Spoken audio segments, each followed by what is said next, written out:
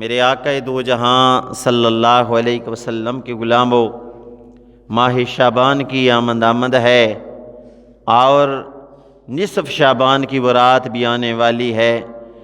منگل والے دن شام کو وہ رات آئے گی جس کو 15ویں شعبان کہا جاتا ہے۔ شب برات ہے لیکن عرف عام میں ہم اسے شب قدر ہی کہتے ہیں۔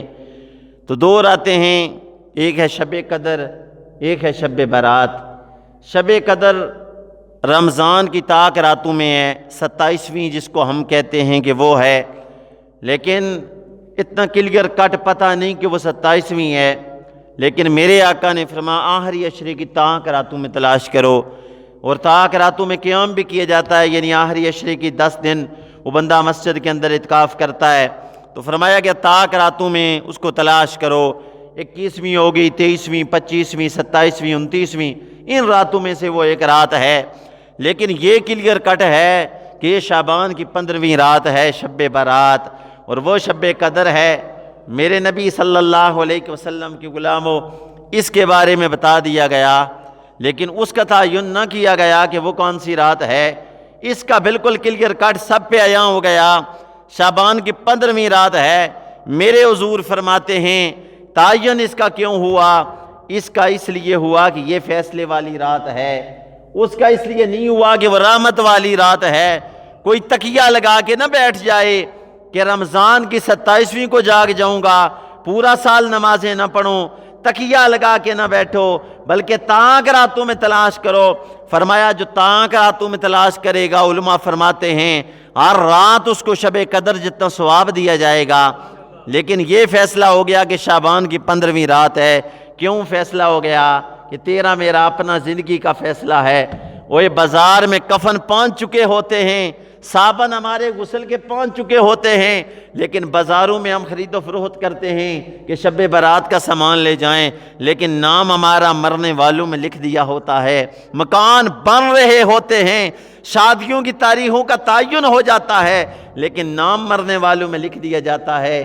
یہ رات ایسی ہے، جنہوں نے جانا ہوتا ہے ان کا نام کاٹ دیا جاتا ہے، مردوں میں لکھ دیا جاتا ہے، جنہوں نے آنا ہوتا ہے پورے سال کے اندر ان کا نام لکھ دیا جاتا ہے۔ میرے نبی کے غلاموں، پچھلے دنوں میں دیکھیں اٹلی کے اندر کچھ لوگ جا رہے تھے لیبیا سے اٹلی، اور کشتی میں بیٹھے، کتنے نوجوان تھے جن کے بڑے بڑے ارمان تھے، مکان بنائیں گے، شادیاں کریں گے، گھر والوں کو خوشحال بنائیں گے، لیکن نہیں پتہ تھا اس سمندر میں ہمیں موت پکار رہی ہے۔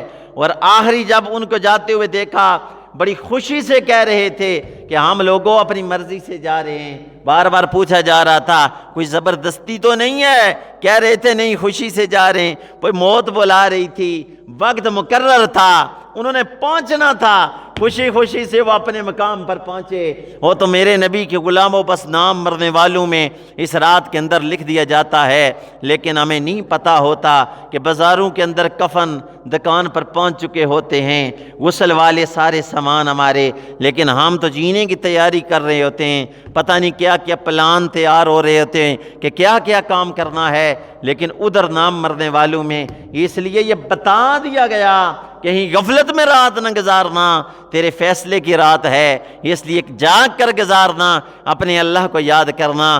تو میرے نبی کے غلام و رب کائنات نے فرمایا حامیم، حروف مقطعات سے ہے، اس کا معنی اللہ جانتا ہے، اللہ کا رسول جانتا ہے۔ مفسر قرآن عبداللہ ابن عباس نے فرمایا قیامت تک جو کچھ ہونے والا ہے اللہ نے حامیم میں اپنے یار کو بتا دیا۔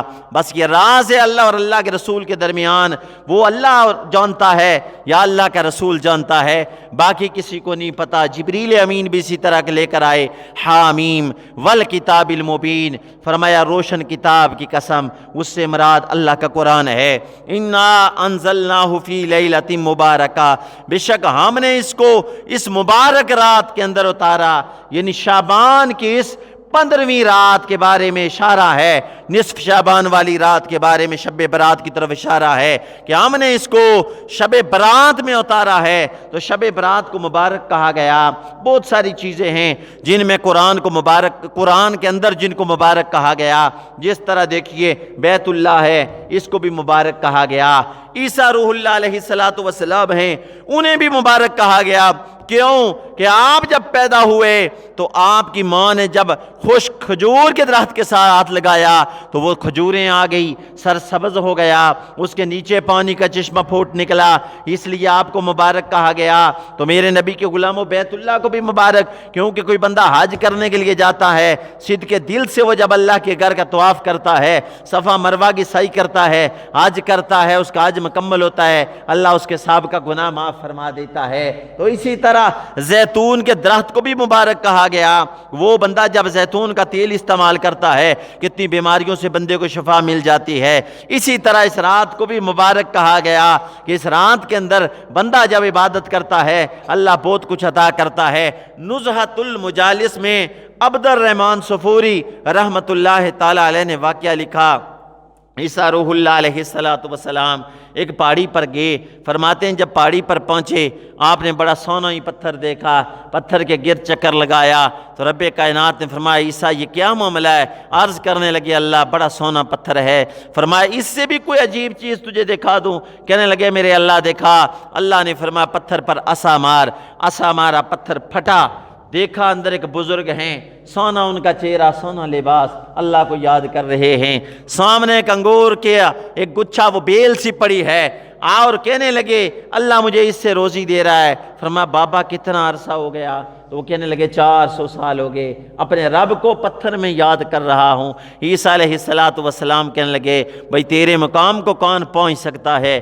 تجھ جیسا کون ہو سکتا ہے جو 400 سال ہو گئے اللہ کو یاد کر رہا ہے پتھر میں، نہ کوئی پریشانی، نہ تنگی تکلیف، نہ دنیا کی کوئی مصائب مصیبتیں پریشانیاں۔ تو رب کائنات نے فرمایا اس سے بھی عجیب کوئی شے نہ بتاؤں؟ کہنے لگے اللہ بتا دے۔ فرمایا جو محمد کا امتی ہوگا 2 نفل اس نصف شعبان کی رات میں پڑھے تو فرمایا 400 سال والی عبادت والے بابے کو بھی کراس کر جائے گا، آگے نکل جائے گا، اللہ اتنا ثواب عطا فرمائے گا۔ ثواب کیوں کہ عمر تھوڑی ہے تو بندے کچھ کر لے، اس لیے یہ راتیں اللہ نے ہمیں عطا کی ہیں۔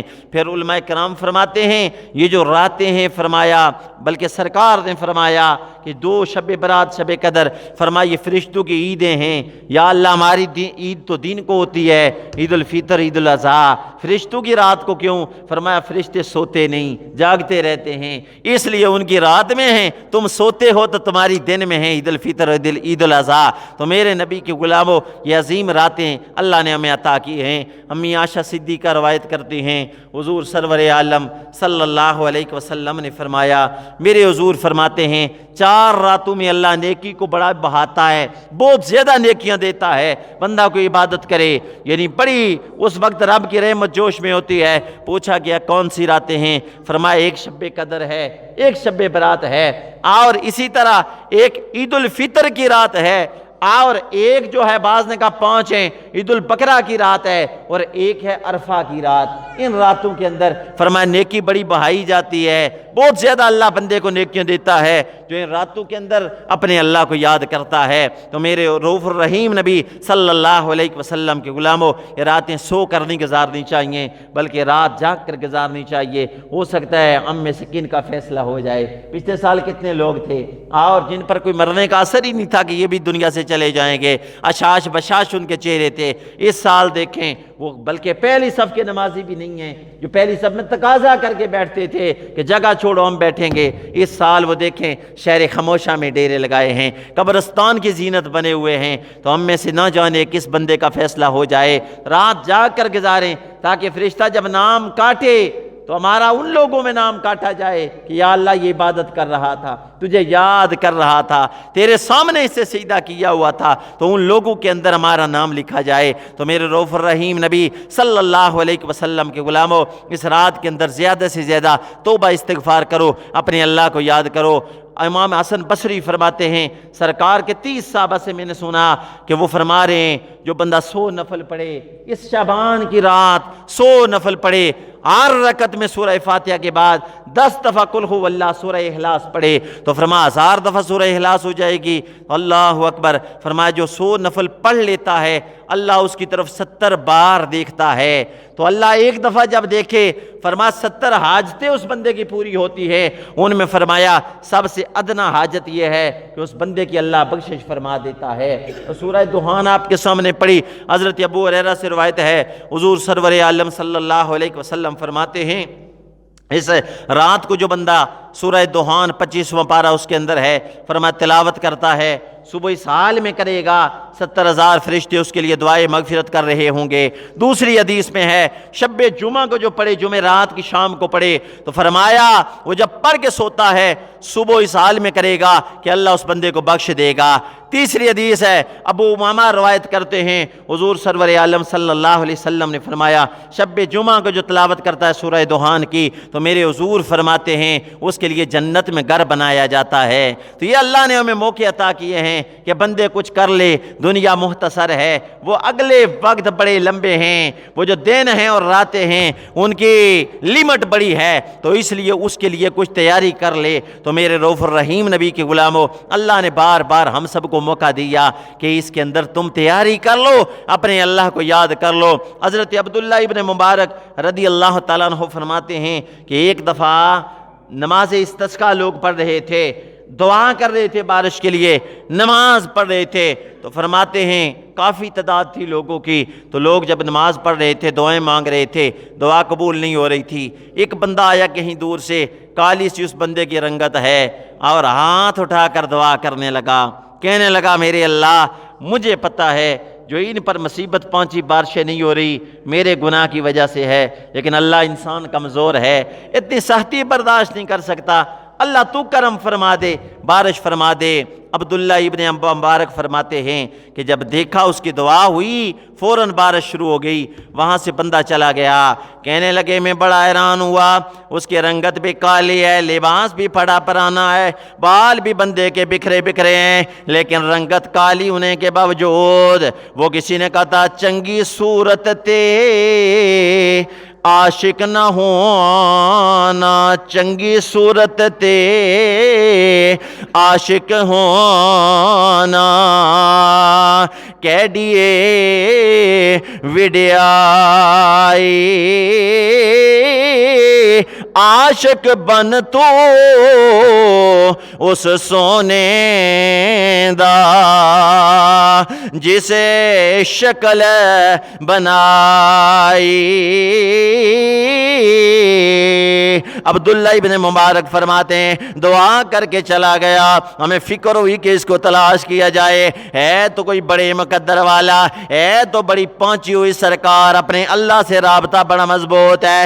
کہنے لگے جب پتہ کیا، تلاش کرتا کرتا اس کے گھر پہنچا، دیکھا وہ کسی کا نوکر ہے، آگے نوکری کر رہا ہے، اپنے مالک کی خدمت کر رہا ہے۔ میں نے کہا مالک تیرا ایک نوکر میں نے لینا ہے، خریدنے کے لیے آیا ہوں۔ اس نے بڑے اچھے اچھے ثانی صورت والے جوان پیش کیے، کہنے لگا یہ میرے نوکر ہیں، اور عبداللہ ابن مبارک تو مفسر قرآن ہے، اللہ کا ولی ہے، میرے گھر میں آیا، جو نوکر پسند کرتا لے لے۔ میں نے کہا یہ نانا یہ ثانی صورت والے مجھے نہیں چاہیے، یہ اچھی ثانی جوانی والے نہیں چاہیے۔ وہ کہنے لگا پھر کس نوکر کو تلاش میں ہے؟ فرمایا وہ جو کالی رنگت والا ہے۔ کہنے لگا اس کو میرے سامنے لایا گیا، بڑا کمزور ہے، پیٹ اس کا کمر سے ملا ہوا ہے، میں نے دیکھا بڑا لاغر ہے، کہ میں نے کہا یہ لوں گا۔ کہنے لگا شکل بھی کالی ہے، طاقت والا بھی نہیں ہے، لے کے کیا کرے گا؟ فرمایا طاقت بھی نہیں ہے،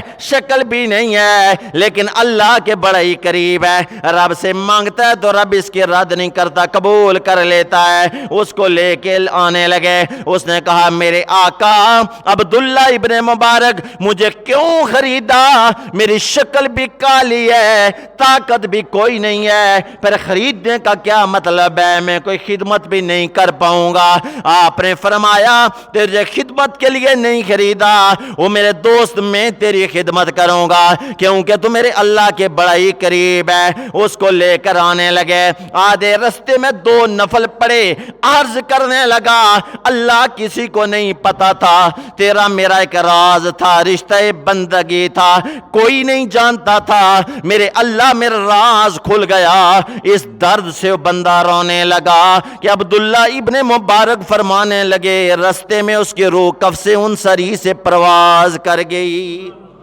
فرما اس کی موت واقعہ ہو گئی کیونکہ درد دل سے کہنے لگا اللہ راز ظاہر ہو گیا, اب دنیا میں نہیں رہنا چاہتا. عبداللہ ابن مسعود سے صحیح ستہ کے اندر حدیث ہے, کہنے لگے سرکار ایک مجلس میں تھے, میرے حضور دعا کرنے لگے, فرمایا ربی فرلی وتب علی انک انت التواب الرحیم. سرکار نے ایک نہیں فرماتے 100 دفعہ ایک مجلس میں یہی دعا مانگی, میرے اللہ ہمیں بخش دے, میری توبہ قبول کر لے, بے شک تو توبہ قبول کرنے والا رحم فرمانے والا ہے. سرکار نے 100 دفعہ دعا مانگی. آج ہم ایک دفعہ بھی دعا مانگنا گوارا نہیں کرتے. تو میرے نبی کے غلاموں راتیں اللہ نے اس لیے دی ہیں, ان راتوں کے اندر کچھ کر لو, اپنے اللہ کو یاد کر لو. امام غزالی رحمۃ اللہ تعالیٰ علیہ احیاء العلوم کے اندر لکھتے ہیں کہ عیسیٰ روح اللہ علیہ السلام کا دور نبوت تھا. تو عیسیٰ روح اللہ بھی جنگل میں گئے نماز استسقاء پڑھنے کے لیے, جنگل بھر گیا لوگوں سے. جس طرح کوئی شوقین ہوتے ہیں, کوئی تماشائی ہوتے ہیں, کچھ صدق کے دل سے ہوتے ہیں. وہ پچھلے دنوں میں عرس تھا نا بابا شادی شہید, تو بھائی شان بتانے لگے کہ ہمارے اسی صاحب کہنے لگے وہاں جب میں گیا تو دیکھا بس اکثر لوگ حرامی قسم کے ہیں, کچھ تھوڑے ہیں جو رات کو ادھر پڑھتے ہیں, باقی تماشا دیکھنے کے لیے آتے ہیں. ایسے زائرین ہیں, کسی کا کوئی تماشا کوئی شغل. تو میرے نبی کے غلاموں وہ میدان بھر گیا, اس طرح کے لوگ اکٹھے ہو گئے. جب وہاں لوگ اکٹھے ہوئے تو عیسیٰ روح اللہ نے فرمایا یہاں وہ ٹھہرے جس نے گناہ کوئی نہیں کیا, دعا اپنے اللہ سے کریں گے. سارے لوگ بھاگ گئے, ایک بندہ ادھر رہ گیا جو کانا تھا, ایک ہی آنکھ تھی, تو وہ ٹھہر گیا. آپ نے فرمایا گناہ تو ہر بندے سے ہو جاتا ہے, کیا تو نے گناہ کوئی نہیں کیا؟ کہنے لگا روح اللہ میں نے گناہ نہیں کیا. ایک ہوا اسی وقت توبہ کر لی. فرمایا کون سا گناہ؟ کہنے لگا بس بیٹھا تھا عبادت کر رہا تھا, سامنے سے ایک عورت غیر محرم جا رہی تھی, آنکھ نکالی, میری آنکھ جب اس پہ نظر پڑی نا وہ آنکھ ہی نکال کے پھینک دی, یا اللہ تیری آنکھ جو دیکھے غیر کو پھر وہ کس لیے ہے, مجھے نہیں چاہیے, بس یہ گناہ ہوا, وہ آنکھ ہی نکال دی. عیسیٰ علیہ السلام نے فرمایا بڑے کام والا بندہ ہے تو کانا لیکن ہے بڑے کام والا. آپ نے فرمایا او یار چل تو دعا کر, میں امین کہتا ہوں. حالانکہ میں اللہ کے نبی ہوں, وہی آتی ہے, اللہ نے صاحب امت صاحب کتاب بنایا, لیکن آج دعا تو کر, میں امین کہوں گا. اس بندے نے پھر ہاتھ اٹھا کر دعا کی. عیسیٰ روح اللہ نے جب امین کی فوراً بارش برسنا شروع ہو گئی. تو میرے نبی صلی اللہ علیہ وسلم کے غلاموں وہ راتیں ہیں جو اللہ نے ہمیں عطا کی ہیں. امی عائشہ صدیقہ روایت کرتی ہیں کہ حضور میرے حجرے میں آئے. کئی صحابہ کرام نے امی عائشہ صدیقہ سے اس روایت کو لیا ہے کہ وہ فرماتی ہیں کہ سرکار میرے حجرے میں تھے. تو اس طرح امہات المومنین کے حجرے بنے ہوئے تھے, سب اکٹھے تھے, درمیان میں ایک جس طرح وہ دیوار ہوتی ہے کوئی پردے تھے, اپنے اپنے حجرے میں امہات المومنین بیٹھی ہوتی تھی. امی عائشہ فرماتی ہیں سرکار میرے حجرے میں تھے, میری چادر میں تھے. فرماتی ہیں سرکار چپکے سے اس چادر سے نکل گئے, مجھے پتہ ہی نہیں چلا. جب میں نے آنکھ کھولی تو دیکھا سرکار اس چادر میں نہیں ہیں. تو ایک دفعہ اسی طرح سرکار جب حجرے سے نکلے نا تو اپنے جو نالین تھے وہ سرکار نے بغلوں میں دبا دی. دبا کر جب نکلے کہ عائشہ صدیقہ کو آواز نہ آئے, فوراً امی عائشہ صدیقہ بیدار ہو گئی, عرض کرنے لگی اللہ کے رسول صلی اللہ علیہ وسلم آپ کیوں اس آرام کے ساتھ نکل رہے ہیں, اتنے آہستہ, آپ کے جوتے بغلوں میں ہیں. فرمایا عائشہ تو دن بھر کام کرتی رہتی ہے, تیری نیند کا خیال ہے کہیں تجھے خلل نہ ہو, بیدار نہ ہو جائے. یہ میرے آقا نے اپنی بیویوں کو بھی حق دیا. اب دیکھیے رمضان میں ہم بھی روزہ رکھتے ہیں, گھر والیاں بھی رکھتی ہیں, تو کتنی ان کی ہمت کی بات ہے سحری کے وقت اٹھنا اور پھر سحری تیار کرنا, اللہ ان پہ درود بھیجتا ہے. یہ بڑی ہمت کی, یہ بہت بڑی ہمت کی بات ہے. تو میرے نبی کے غلام سرکار نکل رہے تھے, فرمایا تیری نیند کا مجھے خیال ہے, دن بھر کام کرتی ہے, اب تھکی ہوگی, آرام کر رہی ہے, تجھے جگانا گوارا نہ کیا. تو میرے سرکار جب وہاں سے نکلے, امی عائشہ صدیقہ جو کہ سوکنوں کے اندر جذبات ہوتے ہیں, ان جب دیکھا سرکار نہیں ہیں, انہیں تلاش کرنا شروع کر دیا کہ کہیں دوسری بیوی کے گھر میں نہ چلے گئے ہوں, کہیں دوسری زوجہ کے حجرے میں نہ ہوں. جب تلاش کرنا شروع کر دیا سرکار کو نہ پایا. سامنے فرماتی ہے جنت البقیع, مسجد نبوی جنت البقیع بالکل قریب ہے. تو مسجد نبوی میں سرکار کے ازواج کے حجرے تھے, وہیں مسجد نبوی ہے. تو میرے نبی کے غلاموں فرماتی میں نے دیکھا سرکار کا سر سجدے میں ہے, سرکار سجدے کی حالت میں ہیں. فرماتی ہے جب میں قریب گئی تو میں نے دیکھا سرکار سجدے کی حالت میں ہیں. میں نے عرض کیا میں قریب کھڑی ہوگی، سرکار نے جب پلٹ کے دیکھا فرمایا عائشہ صدیقہ کیا سوچ رہی تھی؟ اللہ اور اللہ کے رسول میری حق تلفی کریں گے، میرا حق ضائع کریں گے؟ میں نے کہا اللہ کے رسول یہی گمان تھا، کیونکہ عورت ہوں نا، یہی گمان تھا۔ جس طرح اللہ کو شرک گوارا نہیں کہ کوئی دوسرے کے سامنے سجدہ کرے، اسی طرح عورت کو بھی دوسری عورت کبھی گوارا نہیں کہ کوئی بندہ دوسری شادی کرے، وہ بھی شرک کو برداشت نہیں کرتا، یہ بھی کسی شریک اور عورت کو برداشت نہیں کرتے۔ تو میرے نبی کی غلام امی عائشہ صدیقہ عرض کرنے لگے اللہ کے رسول گمان یہی تھا۔ میرے نبی فرماتے ہیں کہ عائشہ صدیقہ آج تجھے پتہ ہے کون سی رات ہے؟ کہنے لگی اللہ اور اللہ کا رسول بہتر جانتے ہیں۔ فرمایا شعبان کی 15ویں رات ہے، لوگوں کے اعمال اٹھائے جا رہے ہیں، نام کاٹے جا رہے ہیں، تو میں چاہتا ہوں جب میرا نام کاٹا جائے ان لوگوں میں جو سجدہ کر رہے تھے اللہ کو یاد کر رہے تھے، تو اس لیے آج میں نے سجدہ کیا ہے۔ تو آج وہ رات ہے جس میں بنو کلب کی بکریوں کے بالوں کے برابر گنہگاروں کو جہنم سے جنت میں بھیجا جا رہا ہے۔ ایک بکری کے بال بندہ گن نہیں سکتا، تو عرب میں بنو کلب جو قبیلہ تھا بکریاں پالنے میں مشہور تھا، اس کے پاس بڑی لاتعداد بکریاں تھے، فرمایا ان کے بالوں کے برابر اللہ گنہگاروں کو معاف فرما رہا ہے۔ تو اس لیے میرے حضور سجدہ کر رہے ہیں۔